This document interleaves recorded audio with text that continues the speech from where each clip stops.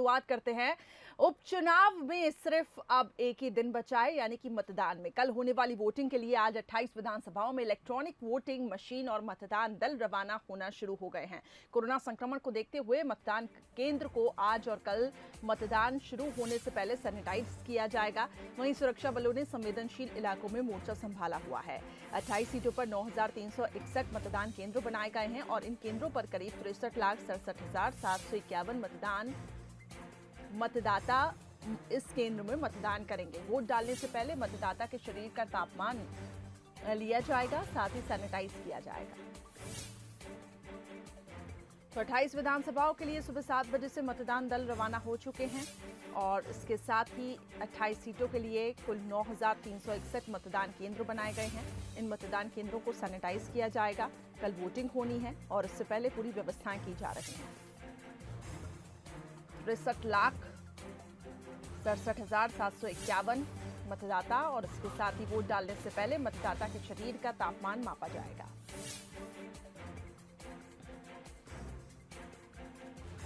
मुरैना से इस वक्त हमारे साथ उमेश पाराशर और ग्वालियर से हमारे साथ प्रहलाद सेन जुड़ चुके हैं अधिक अपडेट्स के लिए। सबसे पहले हम रुक करेंगे ग्वालियर की ओर, जो कि राजनीति का केंद्र इस वक्त बना हुआ है और हमारे संवाददाता प्रहलाद जुड़ चुके हैं। प्रहलाद, ये बताएं कि आज किस प्रकार की व्यवस्थाएं वहां पे देखी जा रही है मतदान केंद्रों में, खास तौर से क्योंकि आज यही दिन है कि सैनिटाइज किया जाएगा और उसके साथ ही तमाम व्यवस्थाएं आज के दिन की जाएंगी क्योंकि कल वोटिंग होनी है।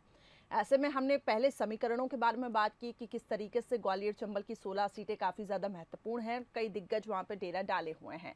लेकिन आज के दिन की व्यवस्थाएं सबसे पहले बताएं और उसके बाद हम समीकरणों को समझेंगे।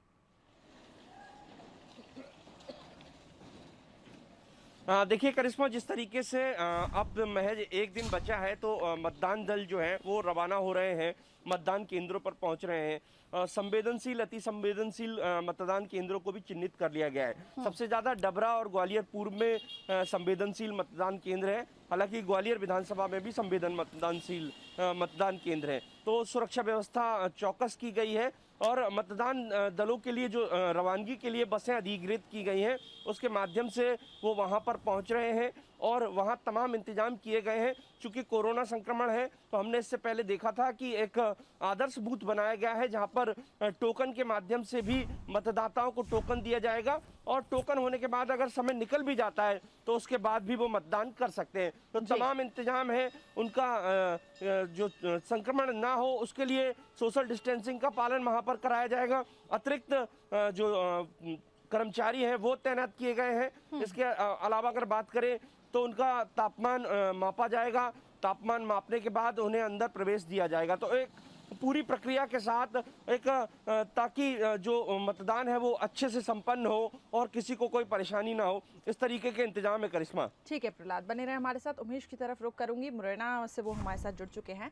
उमेश, मुरैना में बताया किस प्रकार की व्यवस्थाएं की गई हैं, क्योंकि देखिए जातिगत फैक्टर तो वहाँ पे हावी है ही, लेकिन हम व्यवस्थाओं की बात करते हैं, इंतजाम की बात करते हैं तो काफ़ी ज़्यादा अहम इसलिए हो जाता है क्योंकि कोरोना काल में ये चुनाव हो रहे हैं, उपचुनाव हो रहे हैं। ऐसे में जब वोटिंग करने के लिए मतदाता पहुंचता है तो उसके मन में तमाम आशंकाएं होते हैं कि कहीं वो सेफ है कि नहीं और किसी प्रकार से वो संक्रमण का शिकार न हो जाएं। ऐसे में मतदान केंद्रों में क्या कुछ प्रॉपर व्यवस्थाएं की गई हैं ताकि जो वोटर्स हैं वो सुनिश्चित रहें कि उनको किसी प्रकार का डर नहीं होगा और इस लोकतंत्र के महापर्व में वो हिस्सा ज़रूर बनेंगे?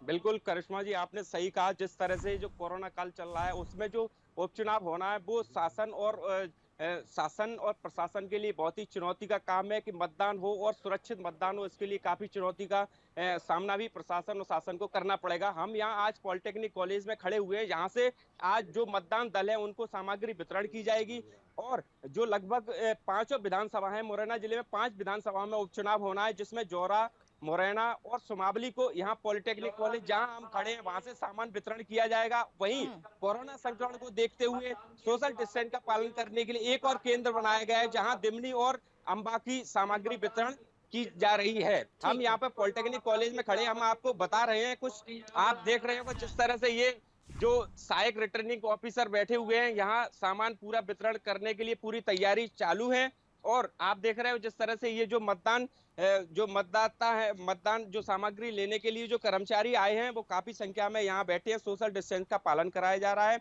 और जिस तरह से बात की जाए कि कल जो मतदान होना है तो लगभग 11,66,000 से ज्यादा कल जो मतदाता है वो अपने मत का अधिकार करेंगे। उससे पहले जो मतदान केंद्र है उनको पूरी तरह सैनिटाइज किया गया है और जो मतदाता जो मतदान करने जाएंगे उससे पहले उनकी सैनिटाइज की व्यवस्था की जाएगी, थर्मल स्कैनिंग की जाएगी, ग्लव्स दिए जाएंगे जिससे किसी तरह का कोई कोरोना संक्रमण का खतरा मतदाता को नहीं रहे। जी बिल्कुल, यानी कि वोटर सुनिश्चित रहे कि अगर वो मतदान करने पहुंच रहे हैं तो किसी भी प्रकार के संक्रमण का वो शिकार नहीं होंगे, क्योंकि तमाम व्यवस्थाएं की गई हैं। बहुत बहुत शुक्रिया आप दोनों का हमारे साथ जुड़ने के लिए। तो देखिए, मतदान केंद्रों पे पूरी व्यवस्थाएं की गई हैं, प्रॉपर सैनिटाइज किया जा रहा है। लेकिन आपसे भी अपील हम करना चाहते हैं बंसल न्यूज के माध्यम से कि लोकतंत्र के महापर्व में हिस्सा जरूर बनिए। अपने वोटर्स जो हैं वो अपने वोटिंग का इस्तेमाल जरूर करें और एक ऐसे कैंडिडेट को चुनें जो आपके क्षेत्र का विकास करे। इसलिए बहुत सोच समझकर वोटिंग करने के लिए पहुंचे। और ये अपील लगातार हम आपसे कर रहे हैं कि भले कोरोना का साया चल रहा है